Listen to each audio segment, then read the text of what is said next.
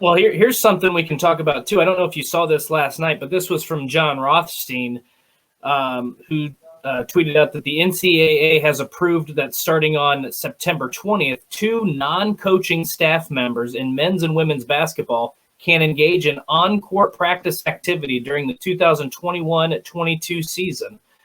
No more than 4 coaches and non-coaching staff members combined may give instruction.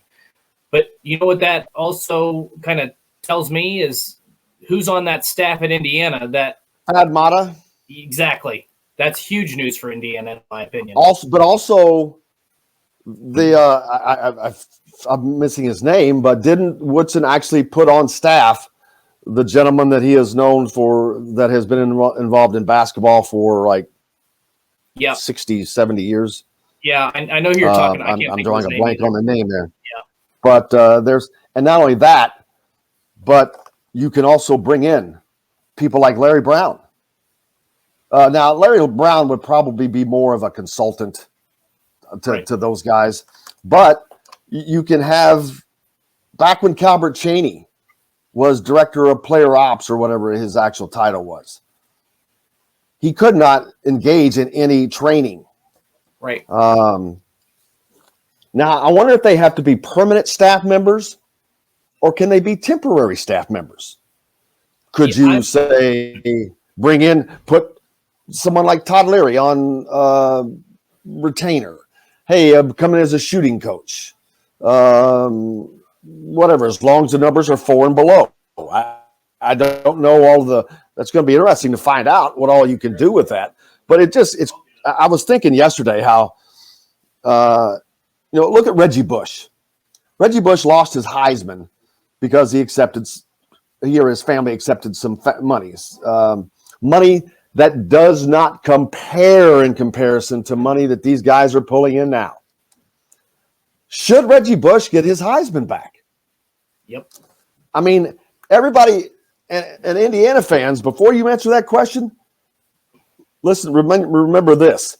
Every time somebody brings up Kelvin Sampson and Indiana getting in trouble for the rule that he broke, of the goofy-ass phone call rule that was so stupid that they changed it the next year. Well, if that's – Indiana fans sure like to mention that rule was changed the next year because it was so dumb. Well, this rule was changed as well. I think Reggie Bush should get his Heisman back. Oh, yeah, 100%. I mean, the list of dumb things goes on and on. The problem for Indiana, and the same thing goes for Ohio State. Ultimately, the tattoo gate or whatever you want to call it, that eventually brought Urban Meyer to Ohio State, so it paid off, I guess.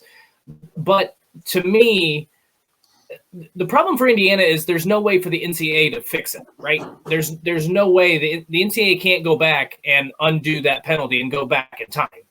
So that's the issue there. With Reggie Bush, this is a simple fix. Just say, yeah, we'll reinstate your statistics. Who cares at this point? I mean, we all remember what Reggie Bush did on the field. It wasn't like he was taking performance-enhancing drugs. It wasn't like he was doing something that allowed his performance getting arrested on the field. He wasn't point shaving. Right. Yeah, this isn't setting your fan. It doesn't matter where he would have played. He would have excelled no matter where he was. He still had to go out there and compete. He still had to do those things with his legs, and he had to get into the end zone. He had to, break off tackles and these big rushes and everything. Money doesn't put that in that. Money does not put you in that position. So to me, just reinstate it. This is an easy fix. And I understand the frustration from the side of Indiana fans, from Ohio State fans. But the issue is with the sanctions that they imposed at the time, you can't really go back and fix it. I mean, everything is good now. So that's I understand why people are frustrated by it, but man, it's been a decade. More than a decade. Let's get this thing back and make it right with him. Yeah, I mean, it's a sticky wicket in a different situation, but we've gone in 1 year from basically. Think back to Steve Alford. Steve Alford was suspended for a game against Kentucky because he posed, because his picture was used for a sorority charity calendar. He got nothing. He did nothing. I mean, other than pose for a picture. A sorority charity calendar. That's how idiotic the NCAA has been. How moronic. And so now, this is how moronic they are. We go from 0 to 1,000 because they have no ability. They have no ability to do anything. So it's like we force you to do nothing, or we just do everything because we're going to do nothing in the middle. And that's what it is. I mean, it is. They just held it. They just held it. The athletes' heads underwater basically for all this time. Until now, they're like, hey, you can't do that. Oh, I'm sorry. Hey, come on up. Hey, let me help you up. And it's ridiculous. I mean, we've talked about it on this show before. The problem is if you, I don't understand what the problem is. If you go through the yearbook, the rule book every year and just say, okay, this rule no longer applies. Okay, we need to amend this rule. If you're changing with the times, then we wouldn't have had to see all this mass change in one summer. But the NCAA refused to deal with this. Instead, they were like, you know what? I bet the same rules that applied in 1961 will still apply in 2021. That's not the case, obviously.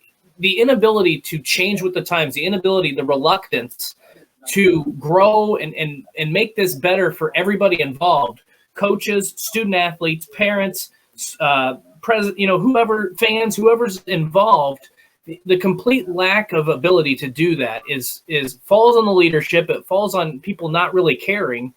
And again, that's why we've seen such drastic changes in one summer. If we would have seen this thing grow throughout time, we wouldn't be in this position. We wouldn't be in this situation.